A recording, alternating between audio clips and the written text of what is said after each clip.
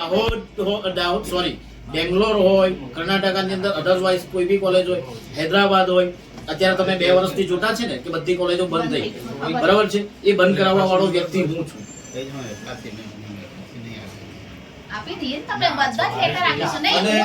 અને fee structure, તમારું fee structure first year ની અંદર લેવ એટલે 3જા વર્ષ લગીનો કેટલો ખર્ચો થશે, એડમિશન સમયે તમારે કેવું પડશે.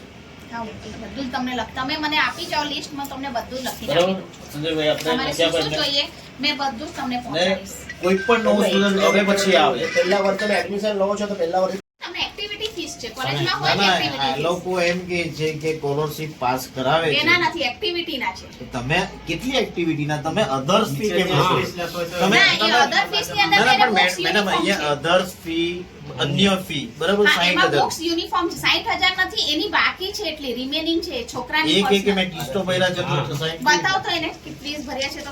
મારું નામ બાબુ આશીષ કુમાર શૈલેષભાઈ છે અને મેં 23-24ની અંદર ફર્સ્ટ યરની અંદર એડમિશન લીધું હતું અને હું ફર્સ્ટ યરની અંદર હોસ્ટેલમાં રહ્યો ત્યારે મને કીધું કે અધર ફીઝ 90,000 ભરવામાં આવશે. તો મેં 1 વર્ષ હોસ્ટેલમાં રહ્યો તો મેં 75,000 ફી ભરી અને સ્કોલરશીપ એમના રિસીપ્ટ કાર્ડથી એમના ખાતામાં જ ગઈ, એટલે કેટલી આવી મને ખબર નથી, બરાબર? અને સેકન્ડ યરની અંદર મેં અપડાઉન કર્યું. મેં એમને 3 મહિના પછી એમને જાણ કરી કે હું હોસ્ટેલમાં નહીં રહું અને ઘરે જ રહું. તો મારી જોડે 60નું પેકેજ કરાયું, પણ અત્યારે મેડમ એવું કહે છે કે તમે ઇન્ફોર્મ 3 મહિના પછી કરી છે. તે 75,000 30,000 ભરેલી છે મારી 60,000ની અંદર, તો બી મને 60,000 અત્યારે બાકી બતાવે છે. 60,000 બાકી બતાવે છે. અને તો મેં રજૂઆત કરેલી કે 30,000 બાકી છે, તો એ લોકોએ અત્યારે વધારી દીધી અને તો 3 મહિના હોસ્ટેલમાં રહ્યો એવું કહે છે. નામ શું છે આખું? બોલ. મારું નામ બાબુ આશીષ કુમાર શૈલેષભાઈ. કયા વર્ષમાં ભરે છે? 3rd યરમાં છે. કયા ગામ રહે છે તું? અપલોડ અને કયા છે? GNM nursing. મારા આવો પેલો સ્ટુડન્ટનો ફોન આવ્યો હતો કે અમારી કોલેજની અંદર બીજી કોલેજો કરતાં ફી વધારે લે છે, રાજકૃપા ઇન્સ્ટિટ્યૂટમાં. અને અહીંયા આવીને જોયું તો ઘણું ડિફરન્ટ લાગ્યું છે. ગુજરાતની અંદર બધી અલગ અલગ કોલેજોમાં ઓછી ફી હોય છે. આ ટ્રાઇબલ 95% ટ્રાઇબલ વિસ્તાર હોય તો ત્યાં કોલેજોમાં ફી ઓછી હોવી જોઈએ, તેના જગ્યાએ વધારે છે. કેટલી ફી છે? એ લગભગ 1,45,000 1,56,000 એ રીતના ફી એ લોકો વર્ષની લે છે. જે છોકરાઓની ફી એટલે જ્યારે પણ એડમિશન લેવાનું થતું હોય ત્યારે 3 વર્ષમાં એ લોકોને એક પેકેજ આપી દેવામાં આવે છે કે વાર્ષિક ફી કેટલી હોય. એટલે બીજી કોલેજોમાં 60,000 રૂપિયા છે, 70,000 રૂપિયા છે, 77,000 રૂપિયા છે. પણ અહીંયા અમે આવીને જોયું તો ગુજરાતની સૌથી મોંઘી કોલેજ હોય એવું લાગ્યું. શું માંગણી છે તમારી, શું થવું જોઈએ?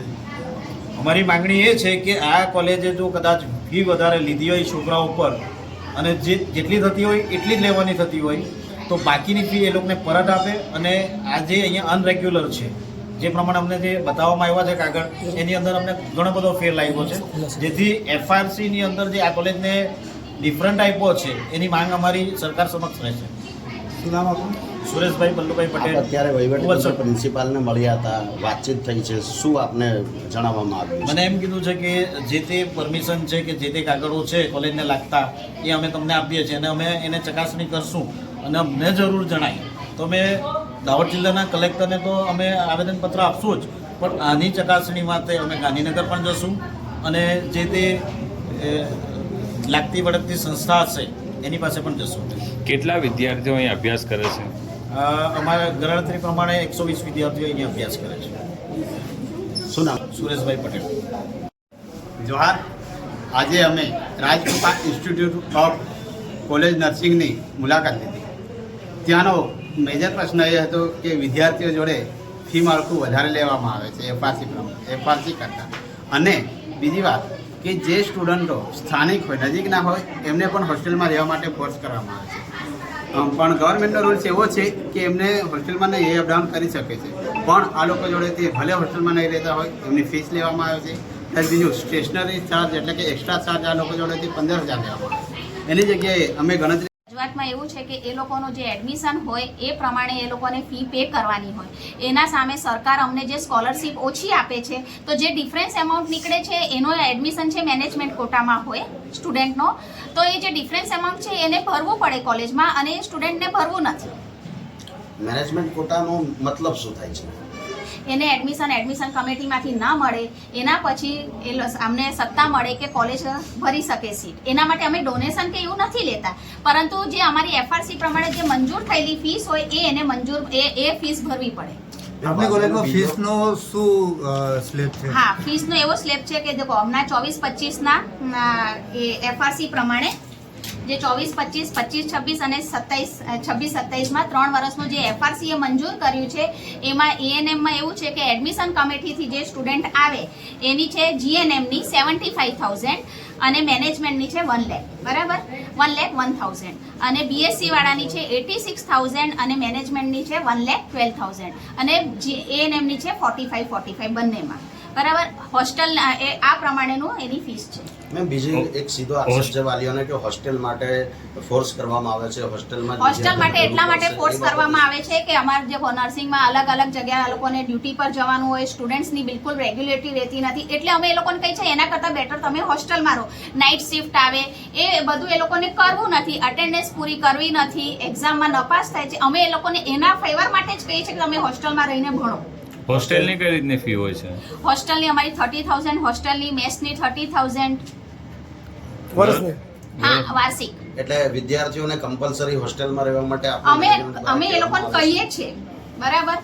કેટલા વિદ્યાર્થીઓ હોસ્ટેલમાં રહે છે અને હાલ કેટલા અહીં અપડાઉન કરે? 125 સ્ટુડન્ટ મારા હોસ્ટેલમાં છે. અપડાઉન કેટલા કરે છે? હે, બીજા અપડાઉન કરે છે 70. કેટલા? 70. સ્ટુડન્ટ હોસ્ટેલમાં નથી રહેતા એ લોકોની તમે અટેન્ડન્સ જુઓ, પ્લસ એ લોકોના રિઝલ્ટ જો, એ બધા પર ઇફેક્ટ કરે છે. જે આપના તરફથી ફી લીધા બાદ એક્સ્ટ્રા કોઈ ફી લેવામાં આવે છે ના એવું ના, પણ કોઈ રજૂઆત જાતની છે ફીસ નથી લેવામાં આવતી. કે અલગથી જે કાર્યક્રમો અથવા તો જે હવે કીટ આપવામાં આવે છે એની પણ કાર્યક્રમની રજૂઆત ફીસ લઈએ છીએ એ એમનામાં જ યુઝ કરીએ છીએ ને. વિવિધ કાર્યક્રમ કરવા હોય, જેમ કે સ્પોર્ટ્સ ડે કરવાનું હોય, કલ્ચરલ એક્ટિવિટી, વેલકમ ફેર, એ સ્ટુડન્ટ વેલફેર માટે જ યુઝ કરીએ છીએ.